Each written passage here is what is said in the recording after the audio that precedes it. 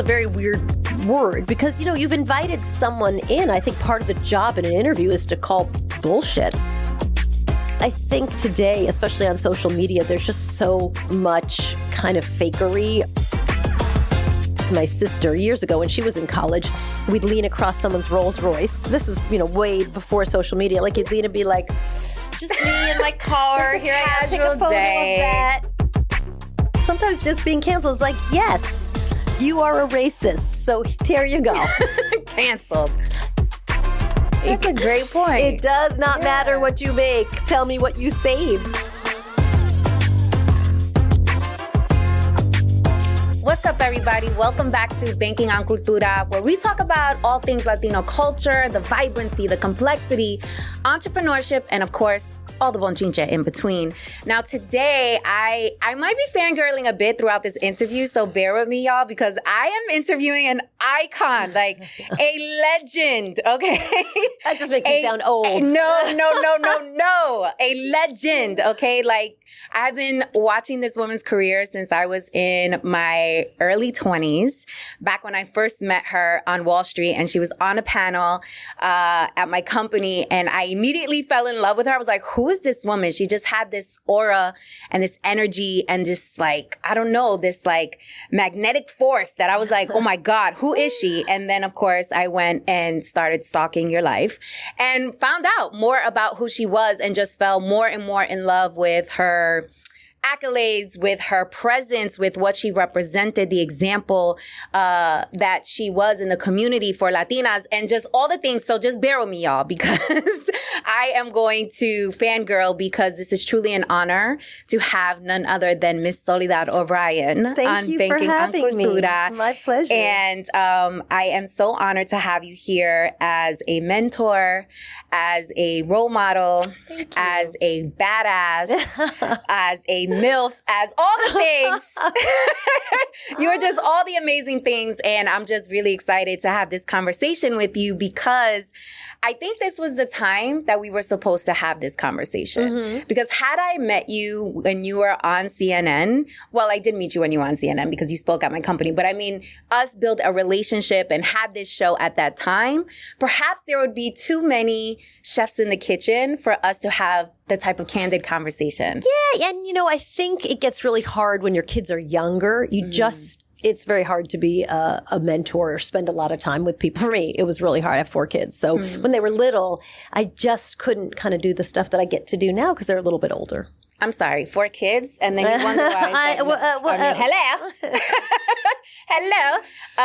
But that makes sense. That makes a lot of sense, which goes to some of what we're going to talk about today, because I want to talk about how do you build relationships with ultra successful chaos superstars like yourself. But before we get into all of that, we like to start our show with some bonchinche, some tea. So tell us, Soledad, give us some bonchinche. What's going on in your life? I have a very extremely boring life, but I am sort of obsessed with Anita Baker, the songstress, and we're working on a project together. And so we spent a little time in LA last week.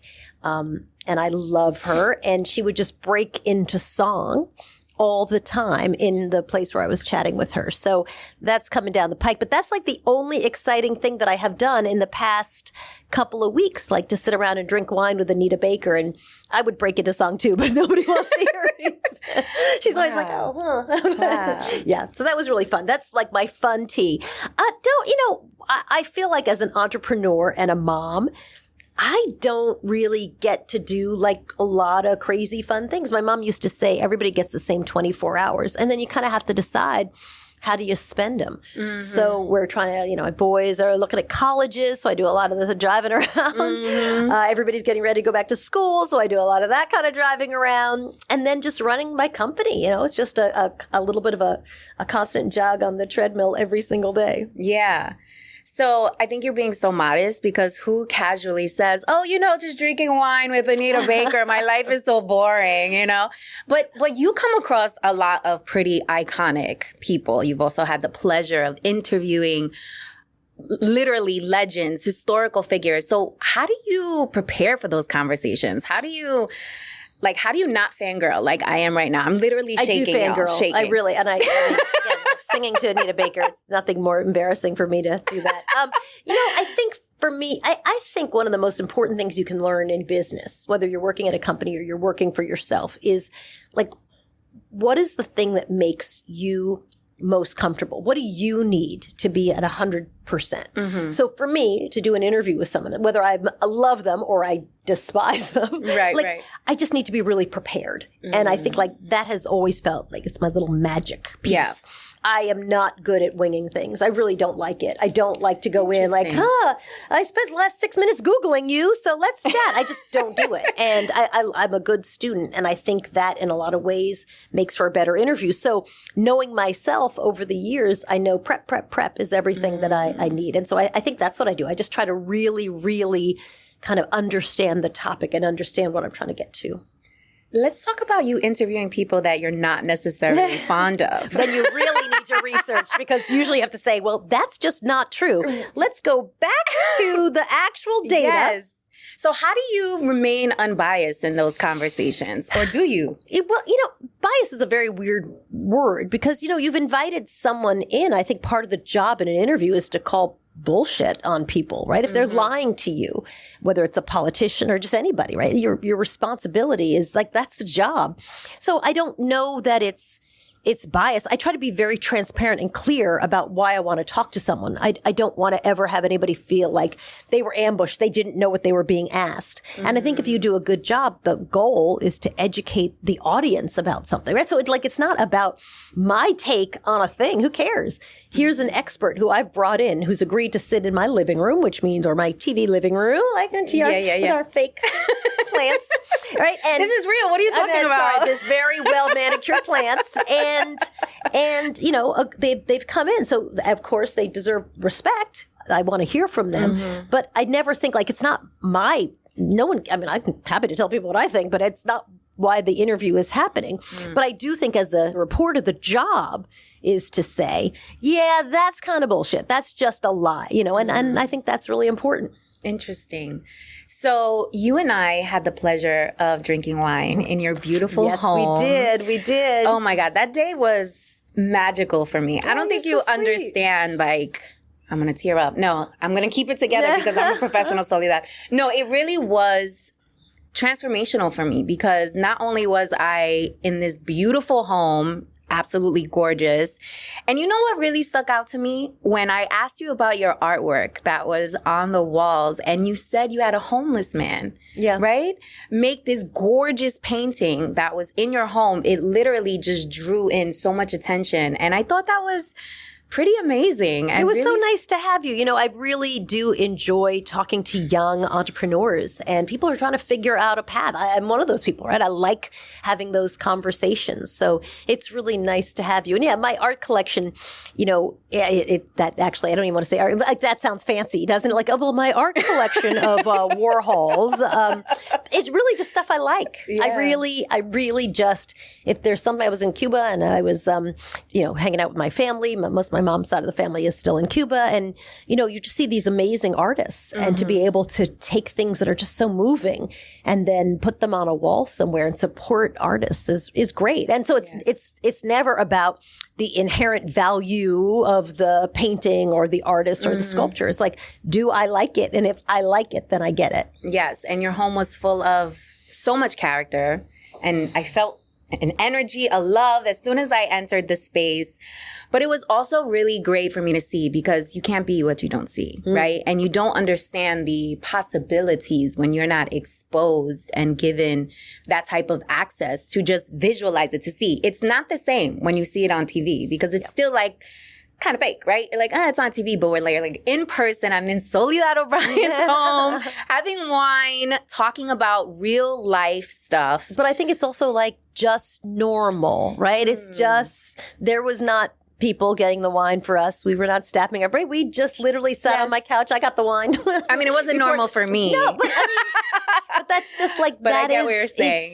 It's not, I think today, especially on social media, there's just so much kind of fakery around what something is. I know because I have, with my sister years ago when she was in college, we'd lean across someone's Rolls Royce. This is, way before social media. Like you'd lean and be like, just me in my car. Here I am, take a photo of that, but I feel like that's social media today. That people are really doing that a lot. And so there's just a lot of fakery out there. So I think success is very achievable. It's just a matter of really tracking people down, asking for help, and then getting really specific pieces of advice as you try to navigate your way. I do that to people, right? If I'm when I started my production company 10 years ago, I literally sat down and people would draw on a napkin for me. So here's the structure of our production company. Here's how we do it. So helpful. And I think most people are really willing and able to do that. No. You don't think so? No, most people, absolutely not. I would say that people do love to talk about themselves. True. And they do love to share about their wins. So I find that there's information you can get on the internet, and then there's strategy, real strategy. Like, for example, when I was in your home, you were throwing me all types of game, letting me know the behind the scenes, what I should keep an eye on, what I should look out for, the politics of it all.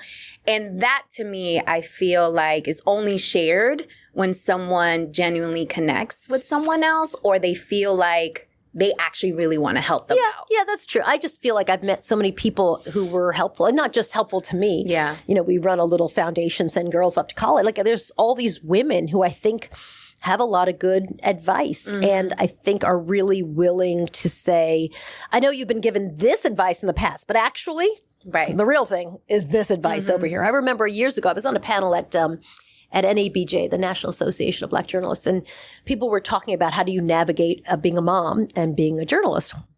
And everyone's like, well, when you get pregnant, tell your manager. And I'm like, what? Don't do that. Literally. Yeah. I was pregnant with my twins, and I've always been big. When I'm pregnant, I get a giant. And I just Kim Kardashian giant? Absolutely. Not as busty, sadly, but yes. And I remember thinking, people would say to me, oh, so you have something to say? I'm like, nope. Nope. And I was having twins. They were right. 7.5 pounds apiece. They were big babies.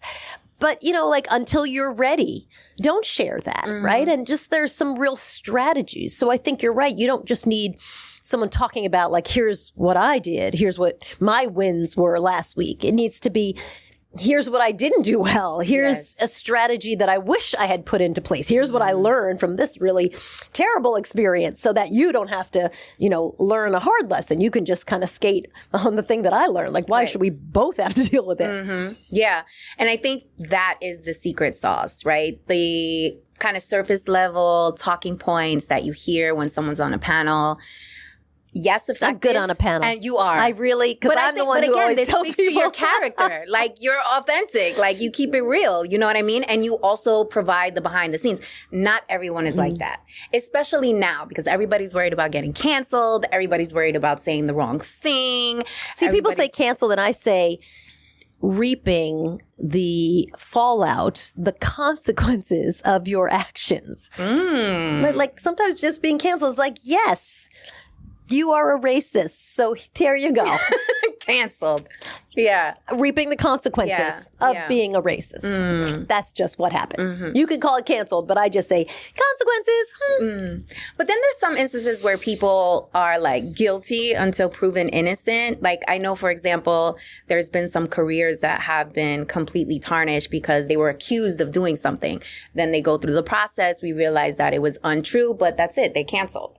Yeah, but I think that's not a new phenomenon, right? That has happened, time in memoriam. That's always been the case. And of course, if you're talking about legal things, I think people do certainly journalists try to hold off on it, but it's hard, right? It's very hard, especially as news gets more sensationalized generally, right? You suddenly are covering something and the sensational aspect of it versus no one's ever going to say, good morning, we're not going to cover this because we're just going to wait 6 months till it comes out at trial. They're not going to do that. So, you have to really navigate, I think. And not everybody navigates it very well. You do. Because if anybody follows Soledad on Twitter, you know. X. It's called X now. Oh, yeah, it's X. I'm still looking at the Right? icon and I'm I like, know, wait, right? hold on. What is this? Did I download this?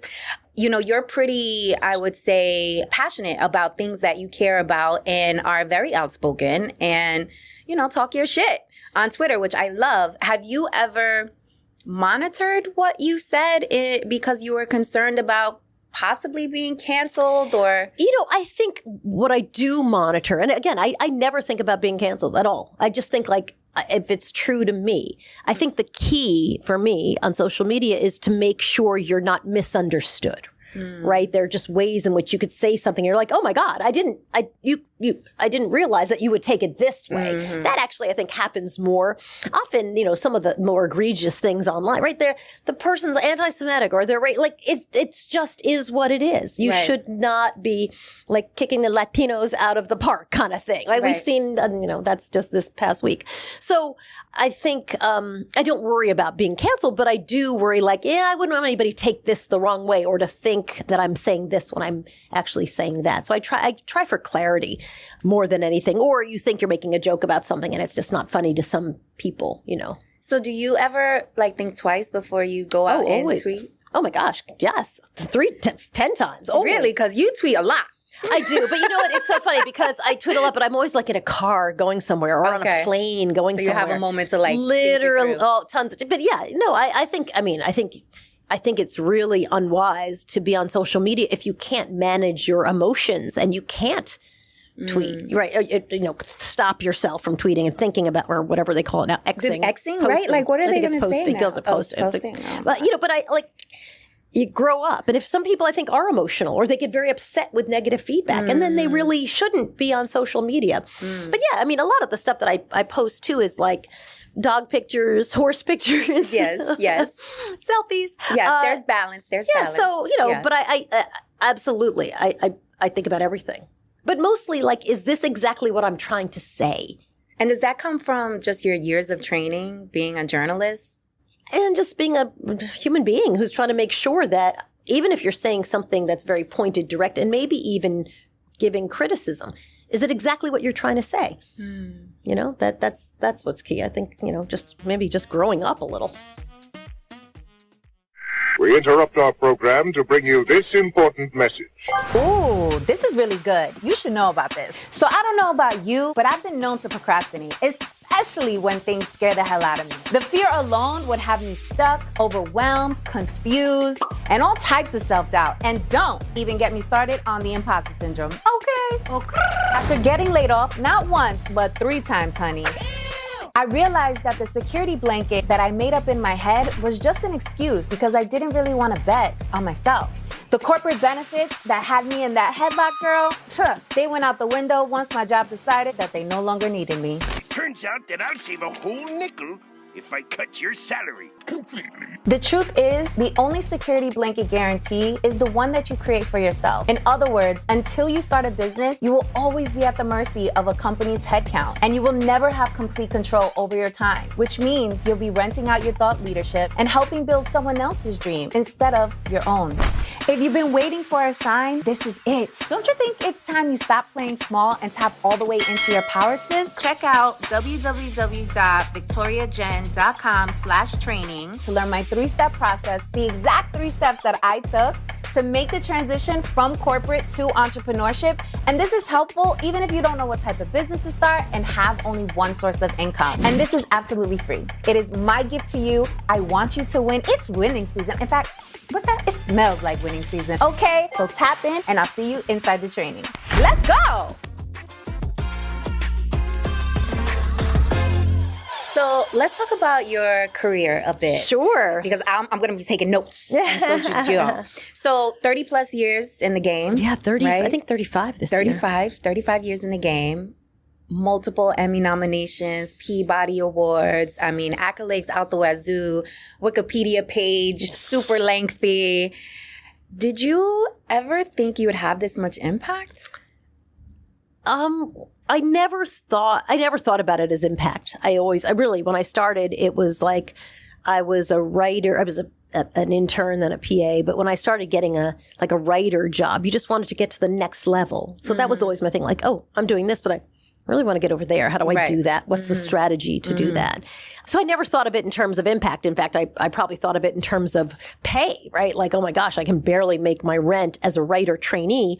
In order to make my rent, I actually need to be promoted to writer. At the time, writers made $25,000 a year. And I was like, oh, if I could just be a writer, that'd be amazing. In fact, when I became a writer, TV writer, my little brother was like, finally, you have a real job. That was truly, then you're like, okay, now the next level is this. So I never really thought about impact, and I don't ever really think about legacy. I mean, maybe I just don't think I'm that close to being dead, but also you could be a living legacy. You know, I think people refer to it mostly when you're dead. So no, I have thought a lot about the voice, right? Like if I don't get to go in the story, then sometimes the point of view I think is going to be missed. Like here's what I get to bring. And I actually, at some point, I had enough opportunities that I started thinking in terms of like, I don't want to go on these stories because there's 90 zillion people there. And I don't necessarily bring anything to that. Like anybody can go cover that, but I want to go here. I want to go to Haiti to cover the earthquake. I want to go to Chile to cover that earthquake because I think I can bring something into the story that if I don't go might be missed. That's really what I thought about. And maybe that's impact sort of, but not in a legacy way in terms of just how I can shape a story and be part of that. So was there a certain point in your career where you were like, holy shit, I'm making history? No, never. I thought you were going to say making money. We're going to get to the money. We're going to get to the money for sure. Yes, I finally was making money, but But you are aware of the role you've played in like Let me promise American culture. When you get an award, and Latino culture. When you get an award for a thing, it's been a year since you did it. Right? I mean, I know people are like, oh my God, but it just often, and it's wonderful. Like I think, but it's been a really long time. So no, I don't think you've moved on to the next thing, right? You're just constantly, especially if you're working. So no, never in history. You just try to get it right. You know, you do try to make sure that you're helping, especially in news, like frame an issue and gets a lot of, as you know, a lot of Latino voices, Black any marginalized populations' voices often are sort of left out of the conversation. And so my strategy was like, well, let's just make sure that we're framing this with like these people's voices are in the conversation so that history doesn't just leave them out, right? We don't look back. I think the conversation around that movie, Oppenheimer, right, is a great example. People are like, yeah, well, they tested those bombs on a bunch of Latinos. Right? They don't seem to really be mentioned.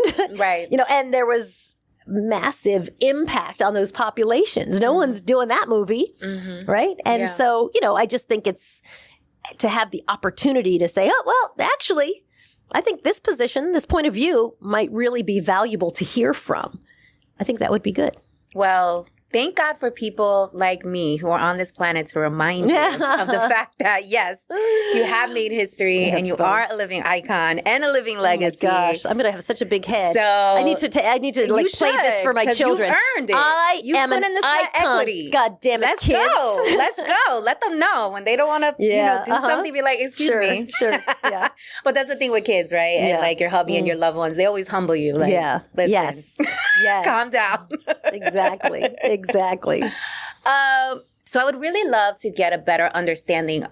You've been very outspoken throughout your whole career, even when you were on networks like CNN, MSNBC, etc. Like, how were you able to walk in with that type of confidence? Because you can see it. It's clear. Did something happen in your life that allowed you to become this confident? Did you, I don't know, take spiritual classes? Like, how did you become so badass? I think a lot of confidence can be faked, and it looks the same. Faked confidence and actual confidence look the same. And I think for me, again, as I rose in the hierarchy, when I was younger, I didn't really have a lot of confidence. I would never march into a room. I kind of knew, like, I'm a production assistant. I'm one of many. Like, I'm not going to stand up and tell everybody how I feel about a thing. So I think a lot of it is just like understanding your power and understanding when you can leverage your power. By the time you're anchoring a show, you then have the ability to say, actually, I have been here a while. I have a certain position. I have something of value to add. And here's what I'm going to say. But you don't really have that privilege when you're young and you're new. And I really try to caution a lot of young people who are in, like this is not the time. This is a time for getting the lay of the land. So when you were moving up the ranks, or even when you first started, did anyone try to test like your blackness or Latinidad? It's so funny. When I grew up in an all-white neighborhood in Long Island. And my mom used to say all the time, my mom grew up in Cuba, and she came to the United States in the late 1940s, early 1950s. And she used to say all the time, Soledad, don't let anybody tell you you're not black, and don't let anybody tell you you're not Latina. And I'm like, who's the they crazy lady? Like, who's going to say that to me? No one's going to say that to me. I mean, it was like more like, what are you? So I always thought she was kind of crazy. It really wasn't until I started doing a lot of reporting on communities of color where people would say, well, are you the right person to do this? Should you be doing black in America? I don't know. Should you be doing Latino in America? I don't know. And so I think, but by then I was 40 something and I had kind of figured it out. And I was like, oh, this is what my mother was talking about. It's happening now, 20 some odd years after she told me. But it was very helpful to have someone sort of say, like, people just don't really get to weigh in on who you are. I mean, they're going to try, they're going to do it, but it should just bounce off of you. And I think by then, and I think because my parents were very good at constantly telling us who we were, it just never really... It never upset me. I knew people who were so upset by stuff like that. And I just never was one of those people. So how would you respond when someone was trying to test you in that way? When we were shooting Latino in America, a guy stood up and he's like, Soledad, you don't have a Peruvian, blah, blah, blah in your documentary. And I'm like, no, we do not. You are correct. Right. Like, it is not the story of every individual Latino in America. Right. It's called Latino in America, but it's not about everybody. Right. Like, this is a documentary. I'm a documentarian, and here's the structure and what we were thinking about. And that's what I try to give them. And when people say that, what do you say? You're not black enough? What's the answer to that? That's a you problem. That's not a me problem. Like, it just is not there's nothing I can do about it. I'm always like, okay. So because you're so great with words, and literally have been trained with this skill set, have you ever had to do like a professional smackdown where somebody like really did try to come at you and you had to like use your words in such a way where you like... No, I'm not... I don't think so, because I don't really like to do that. I don't get a lot of joy out of that. I wish I were like the queen of the witty repartee. I'm not. I used to have a guy who tortured me when I was in local news in Boston. His name was John. And he used to always say things like, oh, you're running on colored people's time. It's just awful. I was a morning producer, so I was always running to the meeting late because we had a show that wrapped. And so I was always like 5 minutes late. And I'd go home and try to think about something witty to say. And I spent so much time and energy on this guy who I never even saw again once I left that station, who was just such a jerk. But I would be like, okay, so when he says that, then I'm going to say this, and then I'm going to do this, and I'm going to, and then that didn't really work. So then I would kind of tell people like, it's just so rude. And they'd say, oh, he's just joking. Get over it. Just nothing worked. And I spent so much time and energy of my life trying to manage that when I left, it was just like, why did I waste my time? Honestly, who the fuck cares what this guy thinks? Literally. So what would be your advice if someone is going through a situation where they're constantly being tested or they're getting these type of remarks? I think looking back now, what I wish I had said to him, and I think there's two different categories, right? There's little things that are just annoyances, and then there are big things where you need to go to HR, right? Like, so we're not talking about the big things where you need to march yourself into HR. We're talking about the little, this person is just annoying you, pick every day. I would do what my mother used to say all the time. Baby, I'm going to pray for you. I'm going to pray for you. I'm going to pray. And it's a very effective, like, I'm going to pray for you. Because I think you need to be like, this doesn't land on me. What you shouldn't do is what I did do, which is spend hours and hours strategizing, witty comebacks, trying to, that was a waste of time for a person who I've never seen him again. TV news is a small business. I have never seen that dude again in the 35 years that I've been in TV. Never again. So what a waste of my energy when I could have been working on my career instead of sitting around coming up with witty comebacks to some idiot. So for the little annoyances, I think you really have to learn to just end it I'm going to pray for you. And then you just move on and don't let it sit on you and then, you go out with your girlfriends for a glass of wine and you say, oh my God, this guy is so annoying. But you just can't let it take over your life because that's what the person wants, right? They're trying to just worm their way into your head when you actually have many bigger fish to fry. You've got other shit to do. We interrupt our program to bring you this important message. Ooh, this is really good. You should know about this. So I don't know about you, but I've been known to procrastinate, especially when things scare the hell out of me. The fear alone would have me stuck, overwhelmed, confused, and all types of self-doubt. And don't even get me started on the imposter syndrome. Okay. After getting laid off, not once, but 3 times, honey, I realized that the security blanket that I made up in my head was just an excuse because I didn't really want to bet on myself. The corporate benefits that had me in that headlock, girl, they went out the window once my job decided that they no longer needed me. Turns out that I'll save a whole nickel if I cut your salary completely. The truth is, the only security blanket guarantee is the one that you create for yourself. In other words, until you start a business, you will always be at the mercy of a company's headcount, and you will never have complete control over your time, which means you'll be renting out your thought leadership and helping build someone else's dream instead of your own. If you've been waiting for a sign, this is it. Don't you think it's time you stop playing small and tap all the way into your power, sis? Check out www.victoriajen.com/training to learn my 3-step process, the exact 3 steps that I took to make the transition from corporate to entrepreneurship. And this is helpful even if you don't know what type of business to start and have only one source of income. And this is absolutely free. It is my gift to you. I want you to win. It's winning season. In fact, what's that? It smells like winning season. Okay, so tap in and I'll see you inside the training. Let's go. Let's talk about big fish, which you are. Yeah. At what point in your career did you say, holy shit, I'm making money, I'm a big dog, like people are going to pay attention to me?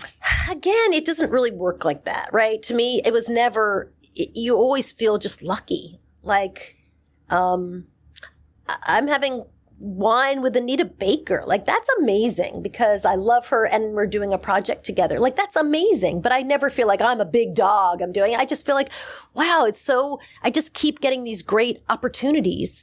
And I try to make sure that I leverage them really well, and they then lead to other opportunities. But I don't really know anybody who's like, I'm a big dog. That just never is a thing. Okay. So plus, if you have kids, they definitely keep you humble on that.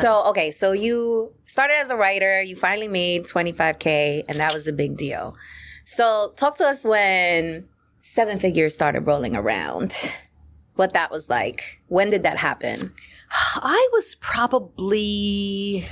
I probably was 30 when I think I was making $1 million by the time I was 30, but I was always saving because I really, and again, I think in a lot of ways, social media is a very bad trap because we didn't ever have to post great vacations. I went on shitty vacations. We would drive around Seattle. Like, that's a perfectly nice vacation, but in terms of Instagrammable, it's really not, right? It's not an Italian villa.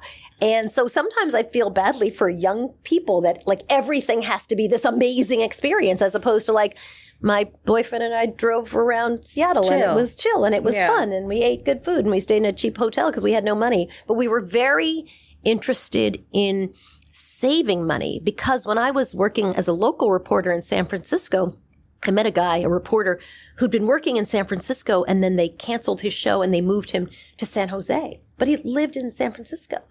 And I'm like, that's a 90-minute commute one way that someone has added to your day. Mm-hmm. Just like that. And I remember going home and telling Brad, like, oh, we need a fuck you fund. Like, we absolutely. I love that. Yes. And we literally called it that. Just because I was like, I want to make sure that if there's ever a time when someone says, Soledad, we actually have a new plan for you. I know you're living here in Oakland, but we need you to be way over here. And they can do that, right? If you're an employee, I wanted to be able to be like, oh my gosh, thank you so much. But I actually don't want to do that. I want to do this over here. And so I think we were both, my husband and I were both very focused on just saving money.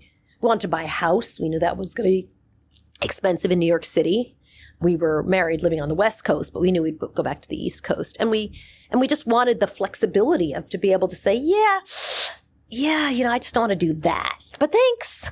Oh my gosh, thank you so much. Bye. So 30 years old, you're a millionaire. No. 30 years old, you're making $1 million, which you well know you are not a millionaire. Like, let's be really clear. Okay. And if you live in New York City, you're really not a millionaire because that city's expensive.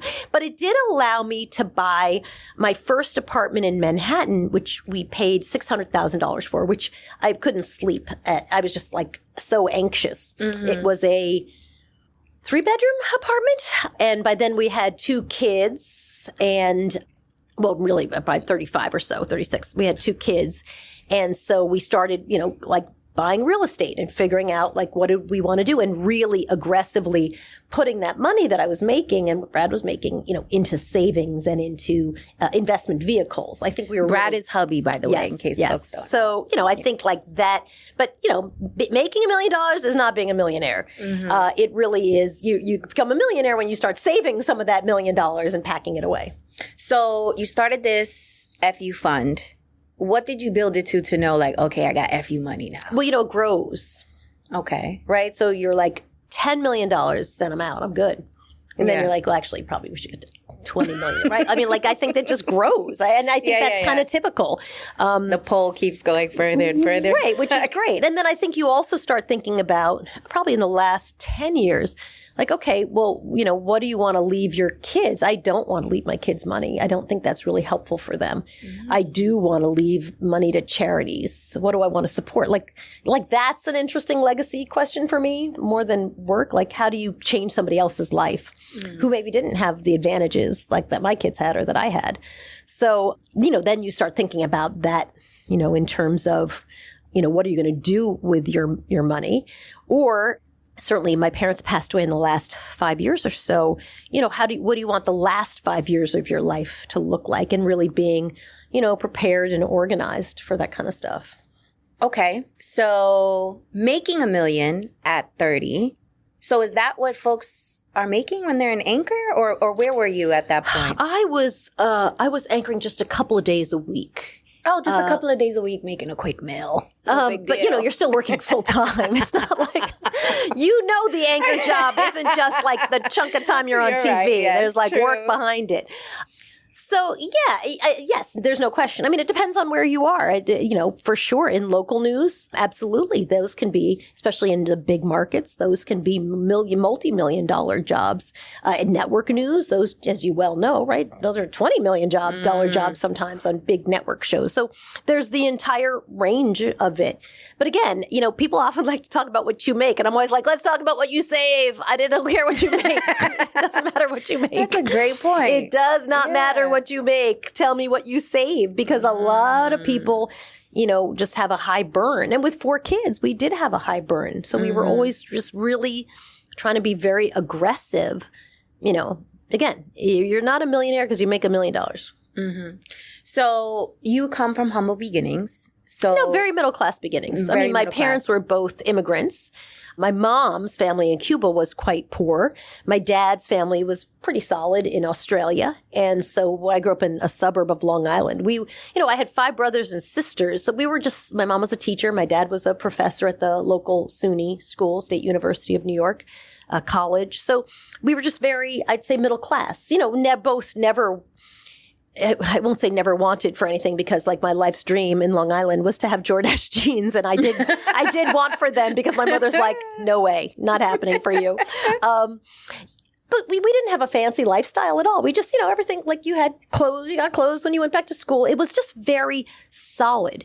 And when I think about the things that I got and I'm grateful for in my family, was really that we just had no chaos. That there was never a time when I thought, I don't know if my mom will have her job next month, or I don't know what's going to happen over here. Like anything, it was so boring. Everybody was just chugging along in a very, everything was very stable. My parents saved their money. They put away for retirement. They bought a home, and so when we started our foundation, we really were trying to give our scholars a sense of college is covered. You now don't have to every end of semester decide if you're going back next month. That's so stressful. How can you focus on being a good student and your education and what you want your career to be if you're constantly thinking, I don't even know if I'm going to be in the classroom next month. Right. So we've tried to give them that really, boring stability as it pertains to their education, because that's really what my parents gave me. So we were just very, middle class. So middle class.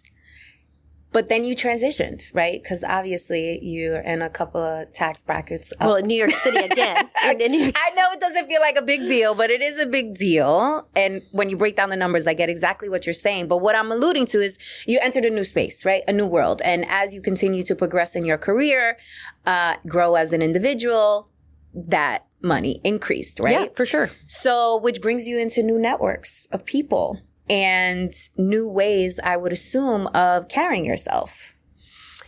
Again, I never thought of my money in that way. And I never thought of it in networking that way. I think my work brought me into new networks. Okay. I think my career, I think you can enter networks. You don't have to have a bunch of money or a high-powered job. You actually just have to be of assistance in some, right? You have to have a value in the conversation, I would say. And so I think that to me, more than anything was the way to do it. No one has ever been like, oh, you can come in because you now make X number of dollars. It's like, wow, you really understand media. We would love for you to join the sport and be helpful. You do a lot of work in diversity. We would love for you to come. Could you come and talk about that? Because we're really trying to figure that out, right? Really more subject expertise than here, let me show you my bank book. Nobody's ever asked about that. So meaning that anybody can join a network if they have some kind of expertise and experience to share. So what are your tips for folks who are growing in their careers, maybe just starting or have some sweat equity that they put in, but they want to gain access to new networks of people that are ultra successful? What would be your advice? Because one of the things that I am very mindful of is when I come across people who are of tremendous influence and value, they are often being asked, right, to do things all the time. I think this is actually advice you could give really well, right? Because I think you do it well.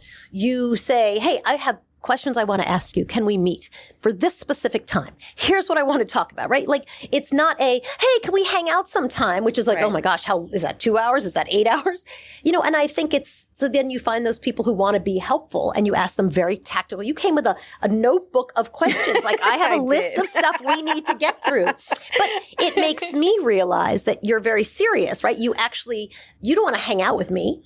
I mean, I do. Yeah, and it's not like, I'm going to go to her house and drink wine. Right, it's more like, here's what I need to get out of I'm getting access to some information, so here's what I need to walk away with. And I think that is the best advice, right? When you join a lot of organizations, people go to conferences and events and mixers, and you go up to someone and you say, hey, listen, I really liked your book about blah, or I really love this article, or I love whatever, right? It's doing the homework and then saying, I would love 15 minutes to pick your brain about X. And it has to really be that you want that information. I mean, if it's like, I just want to have a photo with you because, oh my gosh, like, that's great too. Take a photo. But I think people respect when you say, I'm not going to waste your time.